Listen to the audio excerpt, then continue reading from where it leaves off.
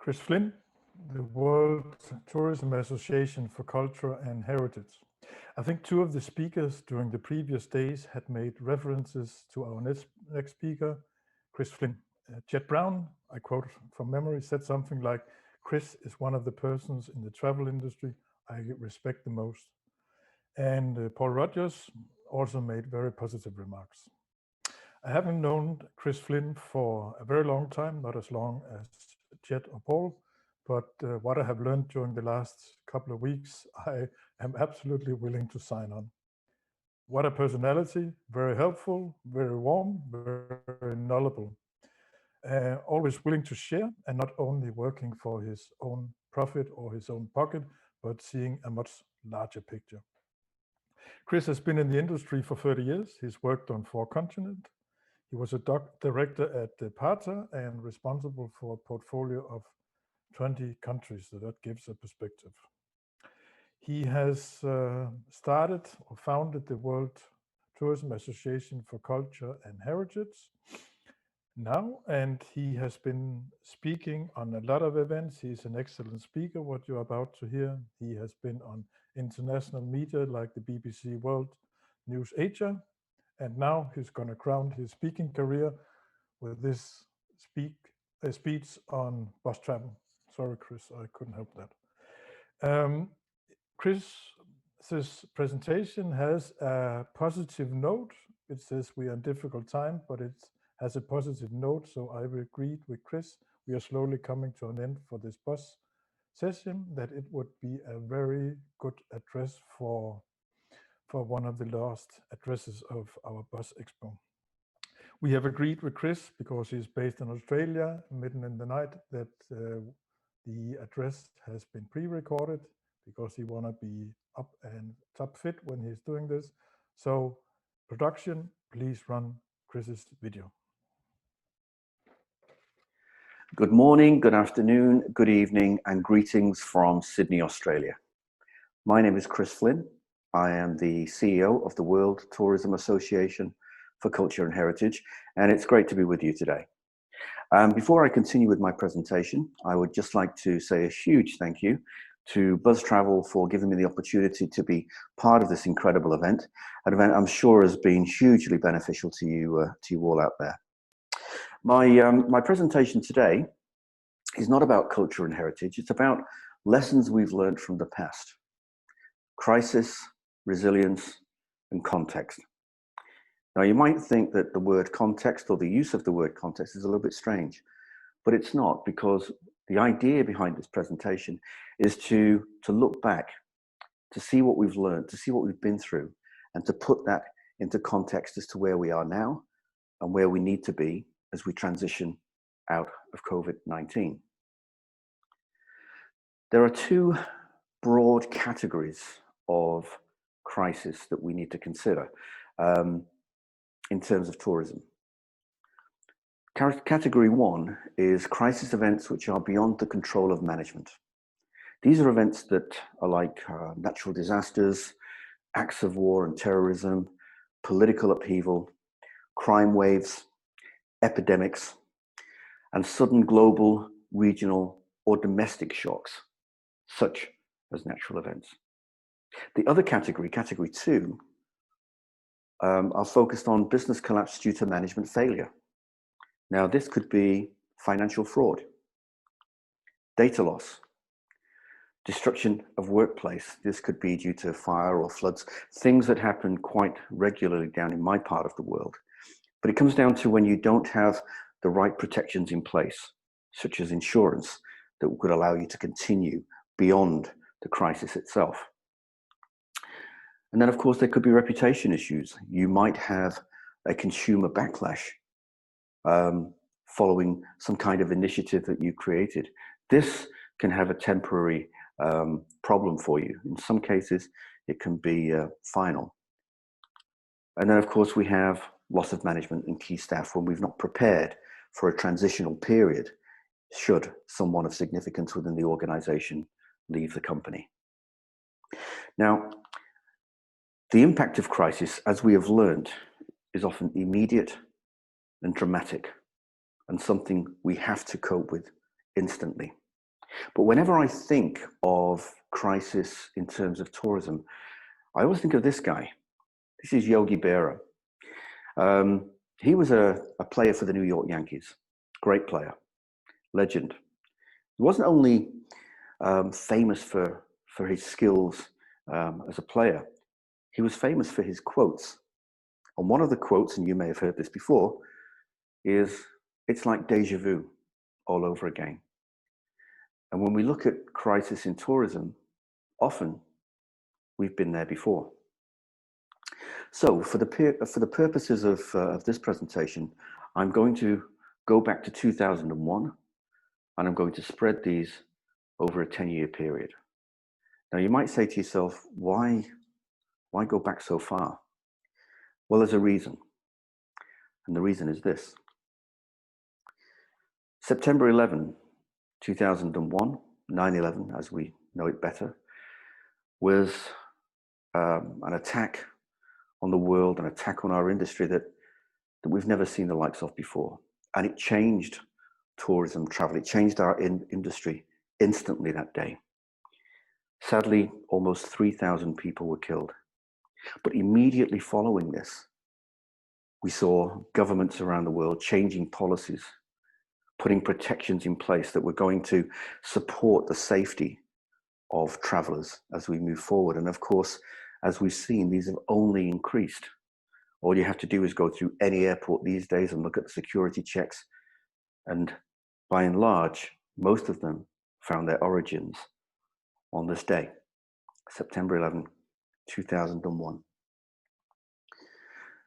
Only a month later, we were then faced with the Afghan war, the beginning of the Afghan war. Nobody knew then that this would become the longest war in US history. And lots of the repercussions of this particular episode in history are still very, very clear today.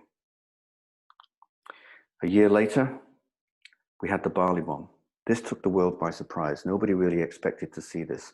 Bali was always known as this magical, mysterious place, this beautiful place with wonderful, charming people. That day, we lost 202 people killed in the bomb. The majority of them came from here, Australia. So it was quite personal to the people of Australia. And of course, our industry, the people on the ground, the innocent people who suffered, not just the injured, not just the victims, but the other people who'd lost their livelihoods, their incomes. The whole economy collapsed because of this. Again, this is a symptom of a terrorist attack, and it's purposefully designed that way. Something that we learned from the Bali bomb was this. The government decided, because it was so dramatic and such an affront to the people of Bali, they decided to broadcast the trials of the terrorists live on TV. Now you might think that's a good thing. And to some degree, yeah, I could agree with that. But what this actually did, it broadcast the trial into the homes, not just of the people who'd been affected by this, but globally. It sent a message to people saying, don't go to Bali. Bali is unsafe. Why would you go to Bali when we still have terrorists around? So it actually extended the recovery process of Bali. And again, it created new victims of those people who used or required tourism as part of their livelihoods. It pushed it back further and further for them to recover. In 2003, the 19th of March, we saw the start of the Iraq War. What we couldn't have known back then was just 2 weeks later, we'd be faced with this, SARS, the new pandemic, as it was touted to be. Now, I'm not going to focus on SARS right now. We're going to look at that later on in the presentation. What we're going to focus on now is a year later, 2004, the Boxing Day tsunami, 9.1 magnitude earthquake. Came out of nowhere, nobody expected it. And of course, this was devastating in so many ways. What we saw that day was a tectonic shift where a plate went under another plate, creating a giant wave.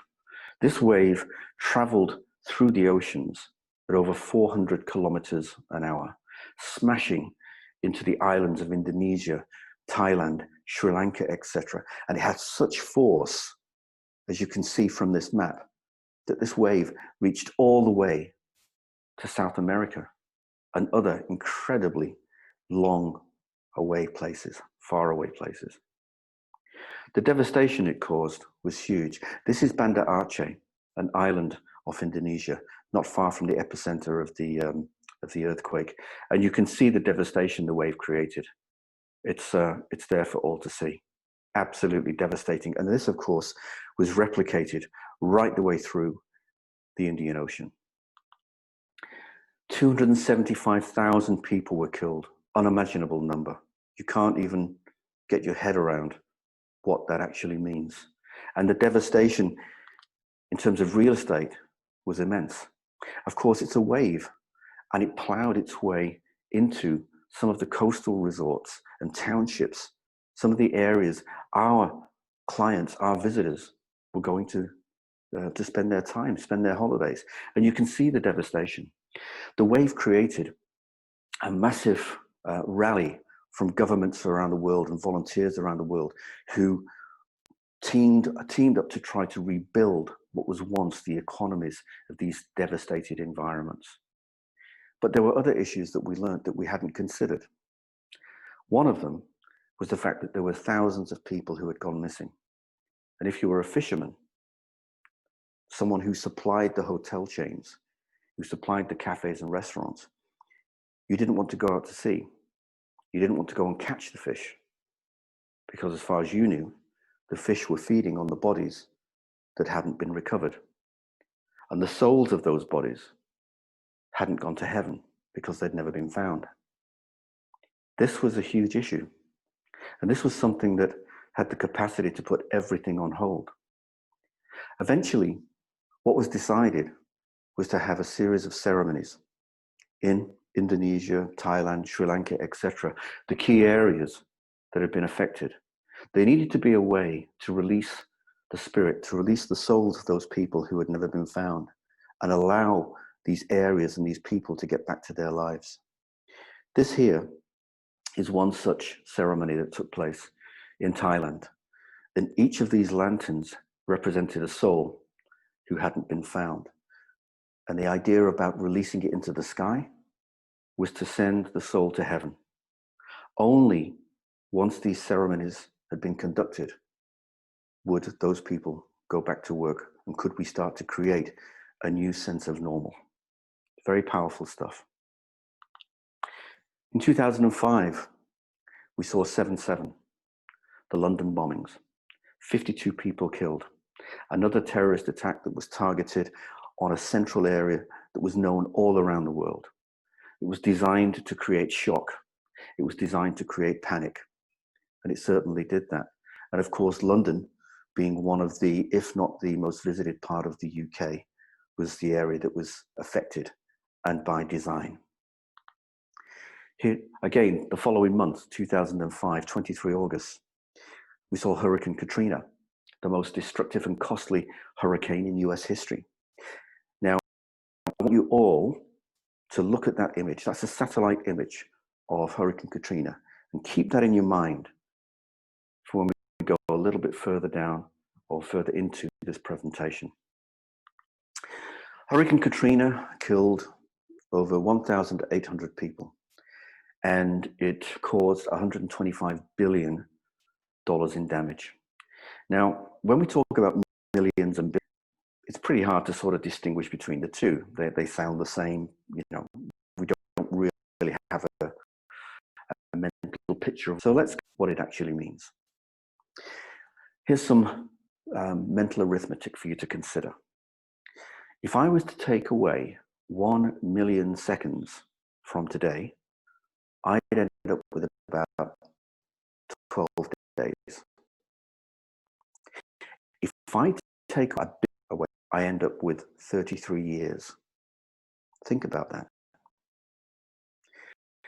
So when we start talking about $125 billion. See the effect this had on the area and also the community. It was immense. And I'm sure even today, they haven't really fully recovered from what occurred. 2008, we saw the 7.9 magnitude earthquake hit Chengdu in China. Now, again, most people have probably forgotten about this. It's not an area that most people work with as tourists, although quite a lot do, trust me. But what was the Chengdu earthquake? Well, the Chengdu earthquake killed 87,000 people. It injured 374,000. And even today, there are still 18,000 people who have never been found. It closed all the road systems. So, of course, those people who were trying to help the emergency services couldn't get there. The airport was closed for a period, and it took years to actually try to recover from this devastating earthquake. The same year, we saw the Taj Hotel in Mumbai, another terrorist attack targeting an iconic tourist attraction, this time the hotel in Mumbai. 2009, the JW Marriott of Jakarta and the Ritz-Carlton of Jakarta, two high-end first-class hotels designed for the high end of tourists and business, targeted again by terror to create the maximum amount of impact and devastation and to send shockwaves right the way around the world. And again, 29 September, the Samoa tsunami. Now, this is personal for me, this particular event, and this is why I've included it, because there's only 180 people killed, you might think. The devastation here affected both Western Samoa and American Samoa. Now, when you live on an island nation, and you live in almost a tribal community, 180 people is huge. It's devastating. And when you think about the majority of those people killed are children who were either on their way to school or being sent home from school in the morning once the alarms had been raised. It was absolutely devastating and something I will never forget. I was there probably 2 to 3 days after the event, and I actually took this photograph. This was a resort on the southern side of Western Samoa that was completely wiped out with the waves. And of course, there wasn't just one wave, there were 4 waves that came in and created this destruction. When I went over to Pago Pago, American Samoa, I was shocked at what I actually saw there. Because of course, with any disaster, with any crisis, you see things and you learn things that you'd never considered before. One of the things that shocked me the most was the fact that when the wave came in to American Samoa, into Pago, it completely stripped the graveyard. And the coffins and caskets and remains were scattered all over the roads. As you would imagine, people scrambled to try and clean this up, to try and put it into place, to get things organized. And they put any remains in any casket, in any coffin, in any grave. When I was there, the caskets and coffins were actually stacked up against the road. So of course, the process then starts to happen after the event of trying to identify who is now in which coffin, in which grave, doing DNA tests to try and determine who should be in which coffin, in which casket, in which grave. And again, I'm fairly certain that this process is still ongoing. In Western Samoa, on my second visit, I took a team of experts up in terms of recovery from communications and various other strategies that need to be considered when you are sort of trying to recover from a crisis such as this. One thing that you find with a crisis, particularly something like this, is there are those that are affected and those that are not affected. And those that aren't affected, of course, would like to continue to trade. Now, when you have powerful people who have the capacity to influence government and influence authorities and start demanding that we open up and say, hey, we're open for business, that creates a problem, because you have those, of course, that have been completely wiped out. You have a government that's in turmoil, not knowing what to do, and you have additional pressure from people who are insisting that, that we reopen. Now, you're probably wondering what you're looking at here on this picture. I'll show you another look at it. This is what it is. It's a piece of corrugated iron roofing. This is 2 meters long. It's buried in the sand. And these were all over the place, all over the beaches, in the oceans, everywhere. But you couldn't see them.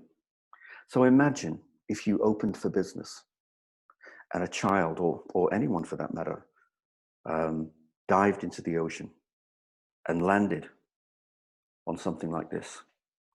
Well, not only would that be devastating for the families concerned, but it would completely destroy the reputation of your destination. So thankfully, the government listened to the team that I took up there, and we began a process of recovery that involved rebranding, communications, and a whole series of other initiatives to allow the destination to transition to where it is today, which is back to being an absolutely stunningly beautiful area. But that was Samoa in 2009. Also that year, we had, of course, the global financial crisis. And you can see quite plainly from this graph what happened. The world's economies collapsed. Look at that. Unbelievable. No one could have imagined that. Or could they?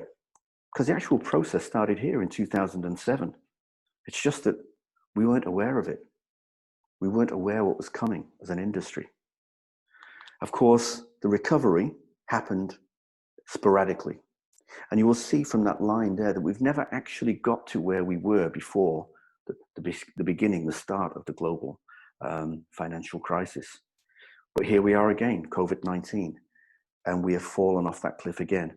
And how far down it goes and how long it lasts, we have yet to see. Now, on 2nd of February 2011, in Australia, we had Cyclone Yasi. Again, this is personal for me because this is actually my birthday. So if you all want to send me a card, feel free. Cyclone Yasi were 3 cells, cyclone cells, that merged to create one giant cyclone. It smashed into Australia on the evening of the 2nd of February and caused immense damage. It flooded an area the equivalent size of France and Germany combined. Think about that. That's a lot of water on a lot of territory. And you had places like Brisbane, the central business district of Brisbane, completely flooded. And of course, the surrounding areas and the surrounding suburbs. Now, when you live in a place like Australia, if you've got flooding or any kind of crisis, it creates another kind of crisis, such as this. So as the river systems flooded because of the cyclone, some of the wildlife became residents of local communities, and you would find them in streets and in local parks. So of course you couldn't leave home until this problem was solved.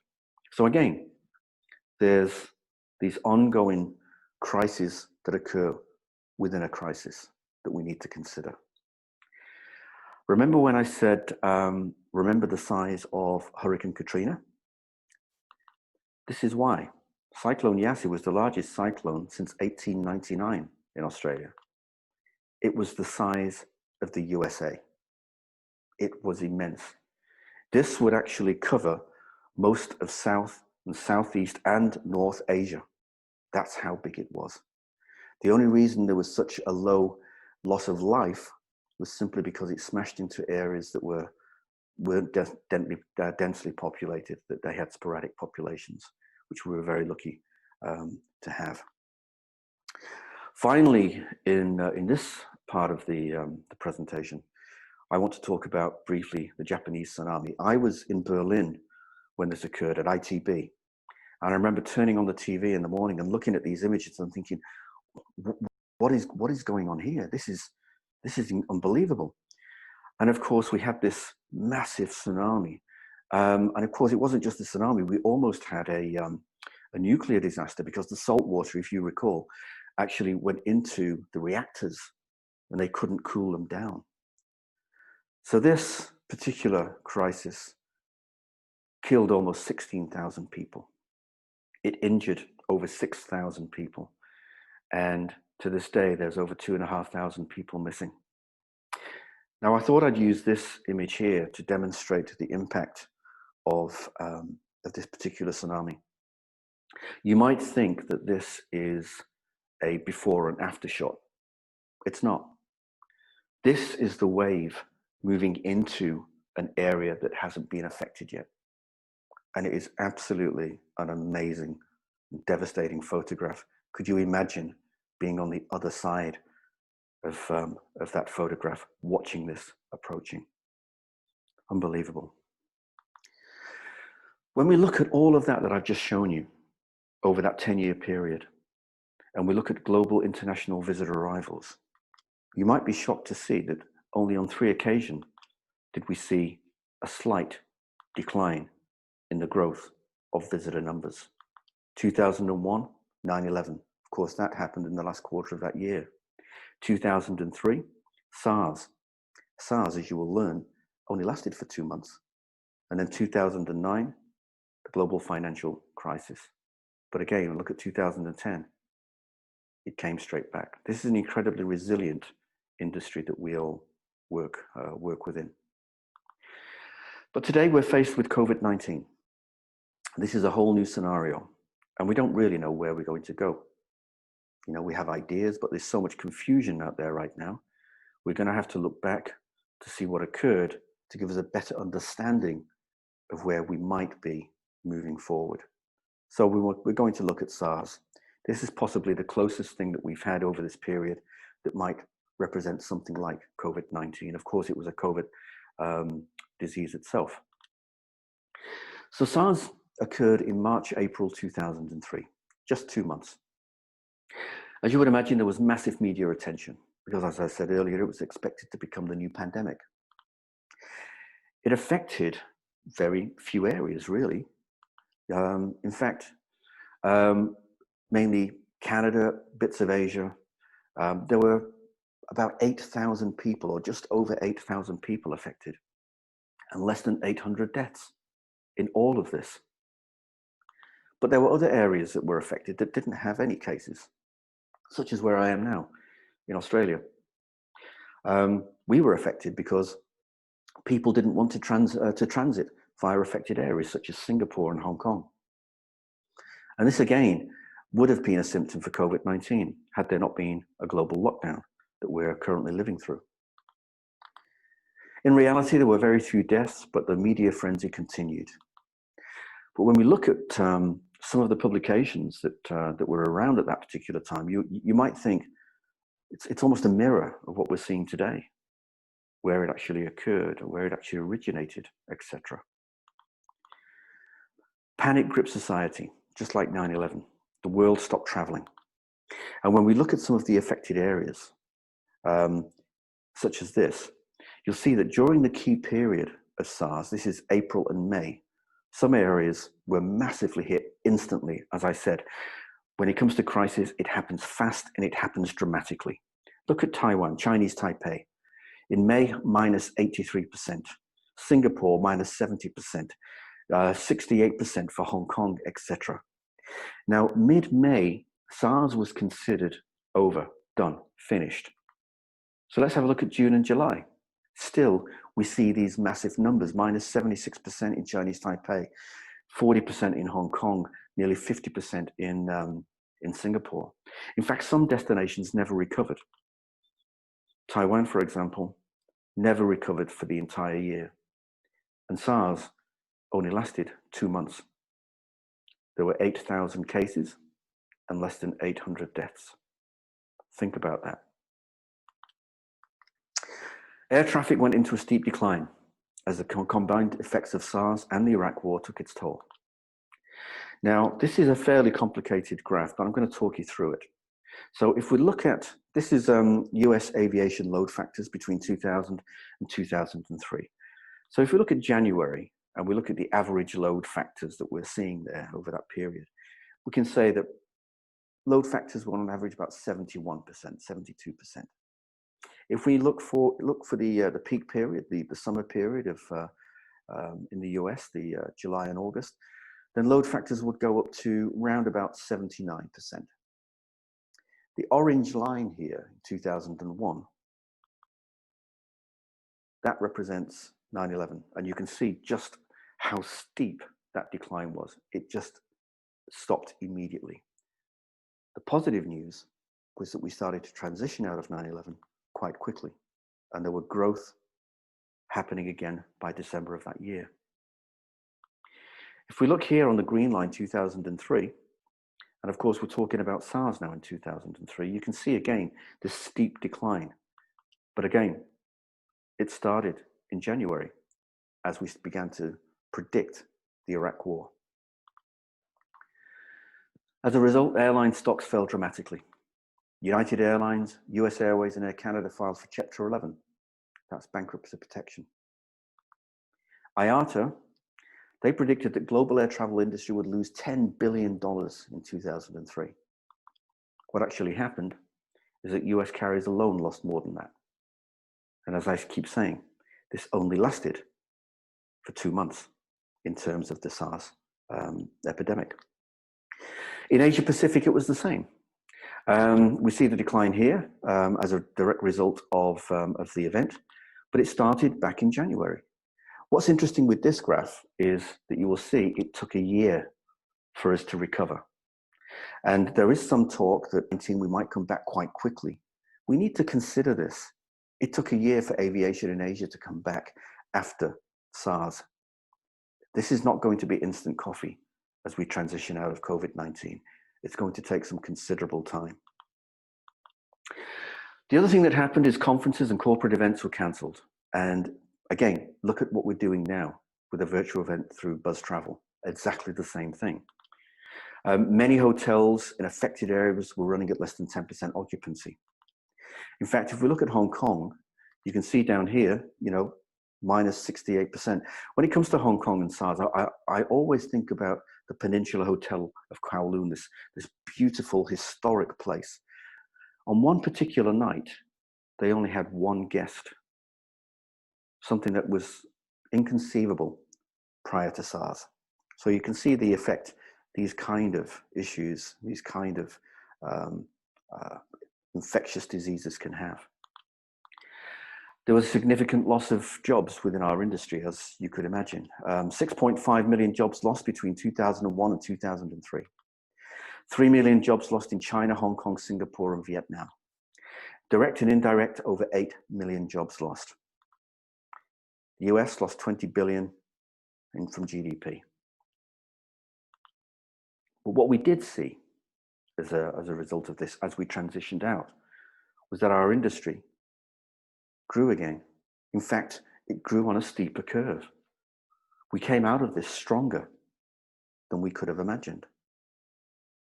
And that's good news for us because, as I keep saying, we are a resilient industry. We have a lot to learn. We have a lot to get through. We have a lot of change that's going to happen, but we will come back. Hopefully, this time we will come back stronger and better prepared, and maybe do business in better ways. So here we are again, COVID-19, and we're having to deal with issues that we'd never considered before. And it reminds me of this man again, Yogi Berra. And one of his other famous quotes, which I happen to like, and I think that is very poignant and accurate for where we are now. He said, "The way a team plays as a whole determines its success. You might have the greatest bunch of individual stars in the world, but if they don't play together, the club won't be worth a dime." Ladies and gentlemen, I'd like to thank you for taking the time to listen to this presentation. I hope that you've learned something from the past that we might be able to take forward into the future. I wish you continued success at this amazing event. And for now, if I can work out how to do it, I'm going to say thank you and good night and leave you to the rest of your day. Thank you very much.